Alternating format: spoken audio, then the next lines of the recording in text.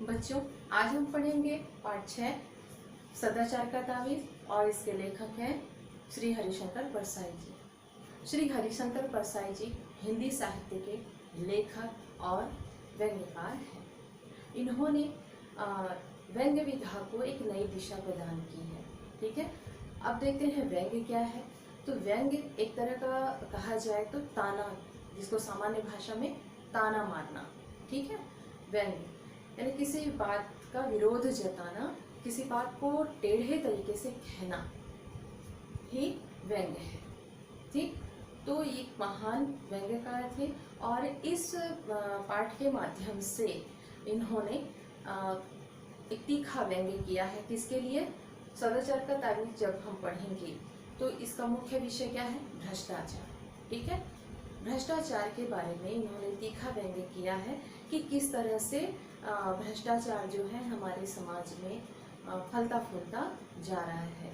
ठीक है, तो आइए अब हम देखते हैं कि इस रचना के माध्यम से हरिशंकर परसाई जी ने क्या कहा है। ठीक, एक राज्य में हल्ला मचा कि भ्रष्टाचार बहुत फैल गया है।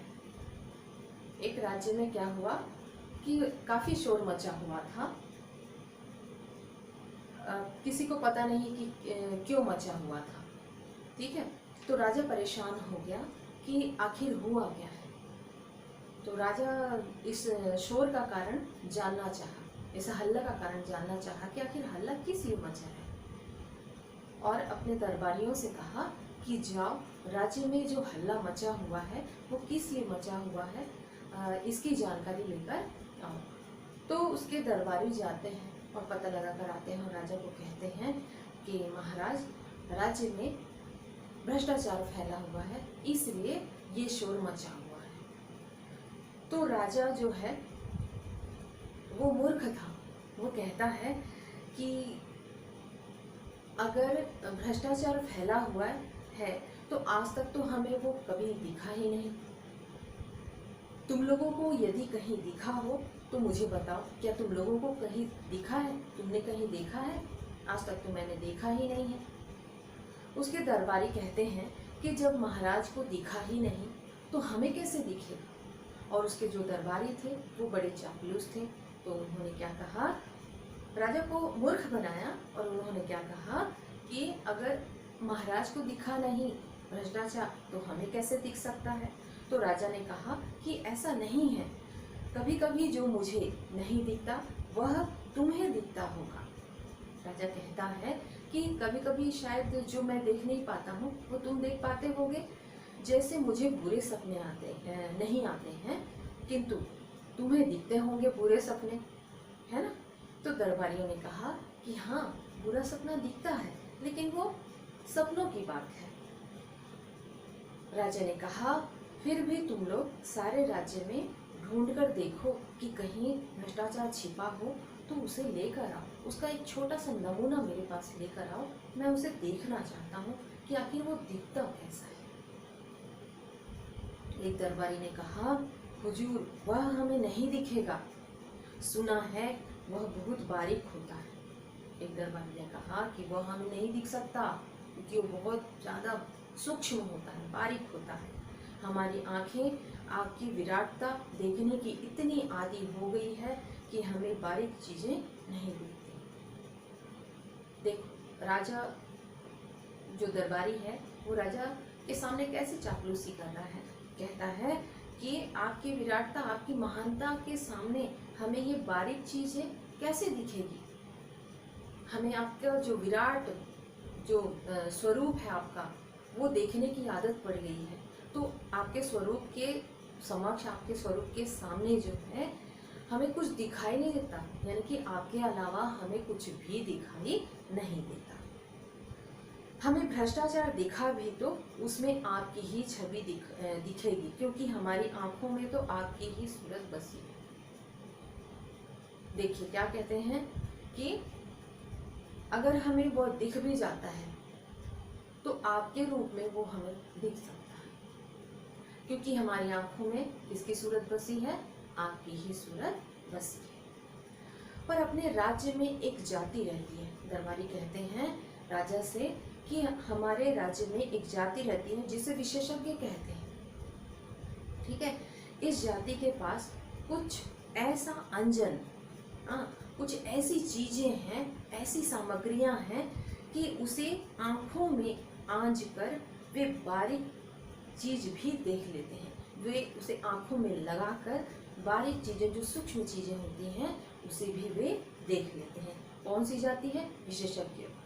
मेरा निवेदन है कि इन विशेषज्ञों को ही हुजूर भ्रष्टाचार ढूंढने का काम दिया जाए। दरबारी कहते हैं कि जो विशेषज्ञ जाति के लोग हैं, तो इन्हें ही यदि भ्रष्टाचार को ढूंढने का काम दिया जाए तो ज़्यादा अच्छा होगा। राजा ने विशेष जाति के जो 5 आदमी बुलाए और उनसे कहा, सुना है हमारे राज्य में भ्रष्टाचार फैला हुआ है, पर वह कहाँ है यह पता नहीं चलता। राजा कुछ विशेषज्ञों को बुलाए, 4-5 लोगों को, और उनसे कहा कि आप लोगों को क्या करना है, जो भ्रष्टाचार राज्य में फैला हुआ है उसे ढूंढ कर लाना है। वो कैसा दिखता है उसका कुछ भी पता नहीं है, तुम लोग उसका पता लगाओ। अगर मिल जाए तो पकड़ कर हमारे पास लाओ, अगर बहुत हो तो नमूने के लिए थोड़ा सा ले आना। उसे पकड़ कर लाना या फिर उसका एक छोटा सा नमूना लेकर आना ताकि हम उसे देख सकें। विशेषज्ञों ने उसी दिन से छानबीन करना शुरू कर दी, ठीक है। 2 महीने के बाद वे फिर से दरबार में हाजिर हुए। विशेषज्ञ जो है राजा के कहने पर छानबीन तलाशना शुरू किया, किसको? भ्रष्टाचार को, ठीक है। और 2 महीने पश्चात राजा के सामने आया। राजा ने विशेषज्ञों से पूछा, तुम्हारी जांच पूरी हो गई? तो विशेषज्ञों ने कहा, जी सरकार। राजा ने कहा, क्या भ्रष्टाचार मिला? तो उन्होंने, विशेषज्ञों ने कहा, जी बहुत सा मिला। राजा ने हाथ बढ़ाया, लाओ मुझे बताओ, देखो कैसा होता है, लाओ मुझे दो, मैं देखना चाहता हूँ कि कैसा होता है। विशेषज्ञों ने कहा, हुजूर वह हाथ की पकड़ में नहीं आता, वह स्थूल नहीं सूक्ष्म है, पर वह सर्वत्र व्याप्त है, उसे देखा नहीं जा सकता, अनुभव किया जा सकता है, ठीक है। विशेषज्ञ ने क्या कहा कि भ्रष्टाचार एक ऐसी चीज है, एक ऐसी वस्तु है जो हाथ की पकड़ में आता नहीं है, ठीक है, जो स्थूल नहीं है, सूक्ष्म है, काफी सूक्ष्म है, छोटा, पर वह सर्वत्र व्याप्त है। इतना सूक्ष्म होते हुए भी वह सभी जगह व्याप्त है, उसे देखा नहीं, उसे नग्न आंखों से देखा नहीं जा सकता, है ना। केवल नग्न क्या, ऐसे सामान्य तरीके से भी नहीं देखा जा सकता, केवल उसे अनुभव किया जा सकता है। राजा सोच में पड़ गए, आखिर ये क्या चीज है। बोले, विशेषज्ञों तुम कहते हो वह सूक्ष्म है और सर्वव्यापी है, ये गुण तो ईश्वर के हैं। हम कहते हैं ना, ईश्वर सभी जगह व्याप्त है ना, सर्वव्यापी है। तो राजा सोच में पड़ गया कि ये काम तो ईश्वर का है, वो सभी जगह निवास करता है। तो पूछ रहा है कि विशेषज्ञों से पूछ रहा है कि ये जो गुण है आपने अभी भ्रष्टाचार के बताए, ये तो ईश्वर का है, तो क्या भ्रष्टाचार ईश्वर है? विशेषज्ञों ने कहा, हाँ महाराज, अब भ्रष्टाचार ईश्वर हो गया है, ठीक है। जो भ्रष्टाचार है, विशेषज्ञ ने क्या कहा, जो भ्रष्टाचार है वो ईश्वर की तरह हो गया है। एक दरबारी ने पूछा, पर वह है कहाँ, कैसे अनुभव होता है, आखिर उस भ्रष्टाचार को कैसे अनुभव किया जा सकता है? विशेषज्ञों ने जवाब दिया, वह सर्वत्र है, वह इस भवन में है, वह महाराज के सिंहासन में है। सिंहासन में है। जैसे ही राजा ने सुना, तुरंत उसने आश्चर्यचकित होकर वह उछल गया। कहाँ से? अपने सिंहासन से, कि सिंहासन में भी है, और वह उस सिंहासन से हटकर दूर खड़ा हो गया। विशेषज्ञ ने कहा, हाँ सरकार, सिंहासन में है।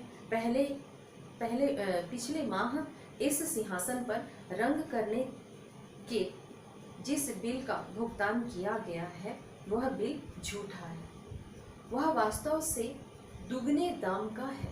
जो बिल राजा के सामने पेश किया गया था, वह बिल जो क्या था, झूठा था। और किसका बिल था? राजा के सिंहासन को रंगने का बिल था। तो विशेषज्ञ कह रहे हैं कि वो बिल झूठा है, वास्तव में वे दुगने दाम का है। आधा पैसा बीच वाले खा गए। जो दुगना दाम आपसे लिया गया उसका आधा पैसा कौन खा गए? बीच वाले खा गए। आपके पूरे शासन में भ्रष्टाचार है और वह मुख्यतः घूस के रूप में है। आपके पूरे राज्य में है, जो है आपके भवन में सभी जगह जो है भ्रष्टाचार फैला हुआ है। और किस रूप में है? घूस के रूप में है। विशेषज्ञों की बात सुनकर राजा चिंतित हुए कि आखिर मेरे राज्य में ऐसा कैसे हो गया, भ्रष्टाचार चारों तरफ फैला हुआ है। ये बात सुनकर, विशेषज्ञों की बात सुनकर दरबारियों के कान खड़े हो गए। राजा ने कहा, यह तो बड़ी चिंता की बात है, हम भ्रष्टाचार बिल्कुल मिटाना चाहते हैं। विशेषज्ञों ने कहा, विशेषज्ञों को उसने कहा कि तुम बता सकते हो कि वह कैसे मिट सकता है? विशेषज्ञों ने कहा, हाँ महाराज, हमने उसकी भी योजना तैयार की है। भ्रष्टाचार मिटाने के लिए महाराज को व्यवस्था में बहुत परिवर्तन करने होंगे, यानी आपके राज्य में बहुत सारे परिवर्तन लाने होंगे। किसके लिए? भ्रष्टाचार को मिटाने के लिए। एक तो भ्रष्टाचार के मौके मिटाने होंगे। पहला क्या है कि भ्रष्टाचार के जो अवसर हैं, मौके हैं, उसे मिटाने होंगे। जैसे कि ठेका है तो ठेकेदार है, और ठेकेदार है तो अधिकारियों को घूस है। ठेका मिट जाए तो उसकी घूस जाए, मतलब वो घूस वाला मामला जो है वो ही मिट जाए, खत्म हो जाए। इसी तरह और बहुत सी चीजें हैं। किन कारणों से आदमी घूस लेता है यह भी विचारणीय है। और एक बात है, दूसरा कारण है कि अगर सामने वाला घूस ले भी रहा है तो किस लिए ले रहा है, ये इस कारण को जानना भी जरूरी है। राजा ने कहा, अच्छा तुम अपनी पूरी योजना रख जाओ, हम और हमारा दरबार उस पर विचार करेगा। विशेषज्ञ चले गए। राजा और दरबारियों ने भ्रष्टाचार मिटाने की योजना को पढ़ा, उस पर विचार किया। विचार करते करते दिन बीतने लगे और राजा का स्वास्थ्य बिगड़ने लगा।